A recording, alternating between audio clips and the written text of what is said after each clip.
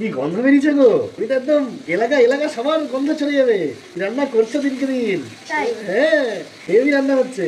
দেখো নাক জাম তো বুঝতে পারছি না, গন্ধটাই একটা অন্যরকম বেরিয়েছে। নাক জামে মানুষ কি করে শোকে? আরে এটা কালার দেখলে বোঝা যায় না, হেভি হয়েছে।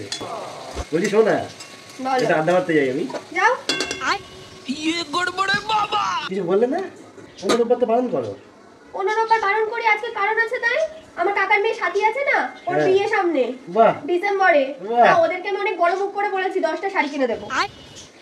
তা আমরা একটু পরে শাড়ি কিনতে যাবো, তুমি ঘুরে আসো, তারপরে আমরা মাংস ভাত খেয়ে শাড়ি কিনতে যাবো। তুমি বড় মুখ করে বলেছো? হ্যাঁ। টাকা তোমার বাবা দেবে? বড় মুখ করে বলতে কাছে বলো। 10টা শাড়ি কি করবে তুমি? নেন তো নাকি ওরা সব? আমার বাবার কাছে না, আমি তোমার কাছে বলছি। তো ওদের 10টা শাড়ি কি করবে ওরা? আত্মীয় স্বজন সব দায়ভার নিয়ে নিয়েছো। আমার কাকার মেয়ের বিয়ে। এখানেই থাকছি আমি এখন। তবে এসব রান্না হচ্ছে, নাক জাম কোনো গন্ধ নেই।